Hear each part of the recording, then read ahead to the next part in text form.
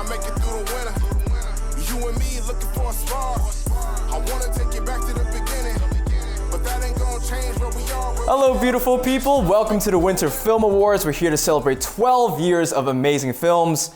My name is Rob Chen, and I'm here with the cast of The Ball, legendary Chi-Chi and legendary Omari. How are you both doing today?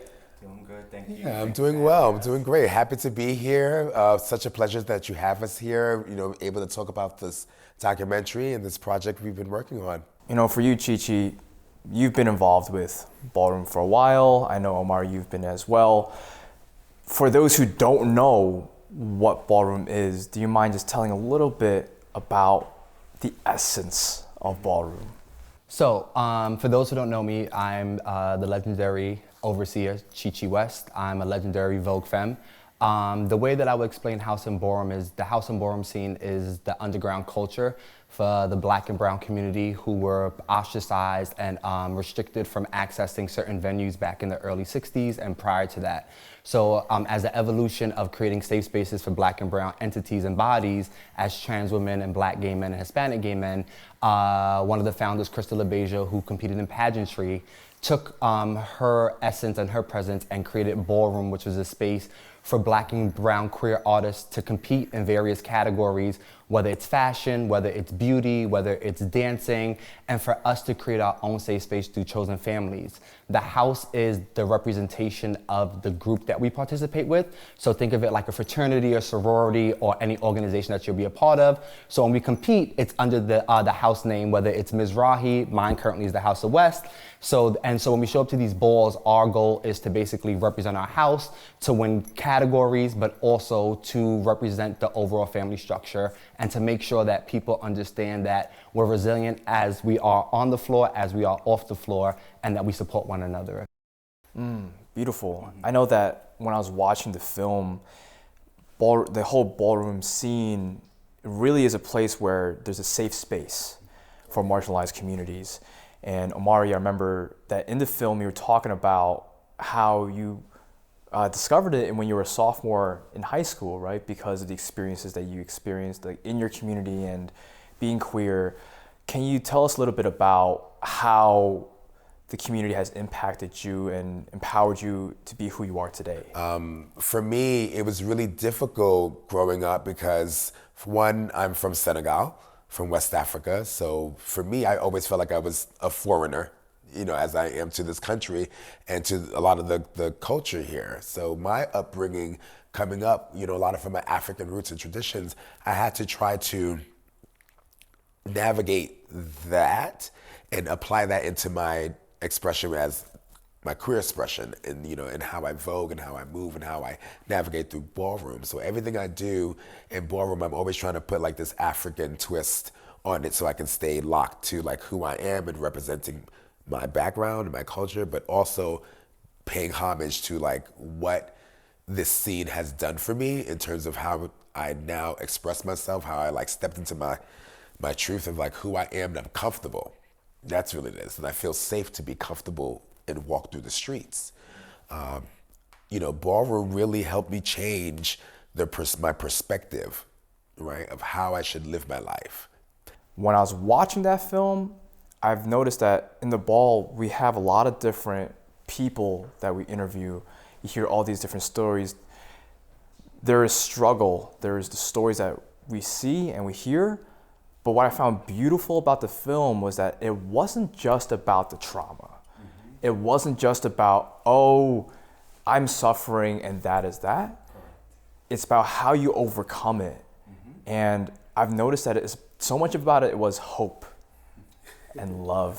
Faith. Faith. Has there been a moment like where you felt that, oh, I don't know if I could get through this? Oh, can I be honest? What you see on the runway is glamorous and everything, but when we get off, people don't realize the immense amount of energy, whether mentally, physically, or emotionally, that we invest into this, right? The amount of finances it gets to make it happen, right? The costumes don't come cheap. The creativity doesn't come at a cheap expense, right? So understanding that we are everyday people that are living within this realm of glamorousness, but also not understanding that things are hit or miss, right? But that doesn't limit us because we're resilient and we know why we're doing this, because this is our liberation. This is our freedom, right? This is our way for us to say, whatever society thinks about me, I'm gonna regain all my power back today because what I've invested is worth something, right? So this is where the backbone gets sharpened. This is where the self-value gets reaffirmed. This is where, you know, who you are starts to develop this alter ego, right? But also realizing that when we leave, we still deal with our mental health. We still deal with our addiction. We still deal with insecurities with food. So this is why representing yourself matters, so people can understand why you exist and the purpose that you stand for. We're not just talking about what hurt us or what we're going through, but we're also talking about what we have accomplished. You know what I'm saying? What we have reached out, and the people we have reached out and touched, the different communities that are inspired by this. Even the fact that this is a documentary, this is something worth capturing on film, documenting, right? That's the beauty of it. Like I think that's in a way helping us unlock those traumas and letting them go, right? And changing the narrative. And changing the narrative as well, right? Is because we're seeing each other flourish within this community, within this style, still navigating the same like fight. And yeah, I think that's what's gonna make people fall in love with this film. Wow. Yeah. Beautiful words from both of you. Thank you for being Appreciate here. it. Thank you. And for those who haven't seen it, please go check out The Ball. We're having our New York premiere of The Ball here at the Winter Film Awards. Come check us out, and we'll see you at the festival.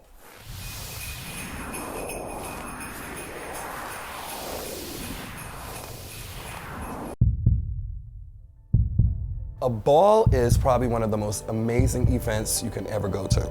You don't know it exists, but it does.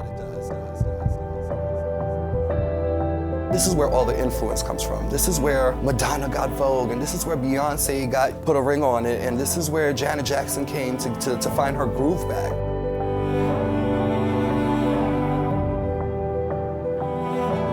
We wanted to be actors, we wanted to be models, we wanted to do these things, but in the time we were growing up, that wasn't allowed because of our sexuality. Reality has its many shades. Ballroom came from shade. The type of people that are attracted to ballroom scene are people that's looking to just be themselves or find themselves or find this other person that they can be.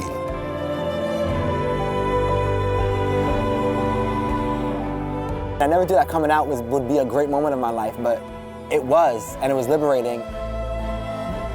We were the broken toys in our families.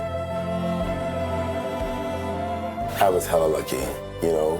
I know people who committed suicide because of their families finding out and shutting them away. As beautiful as it is to see us on the runway and doing our magical thing, it is just as beautiful to see us come together too over these tragedies. I just get allergic when I'm around too many homosexuals at one time. I know that's right, girl. So you still ain't got a fucking repellent for that? Because you've been around a lot of them for a while. But this was really a big escape, though.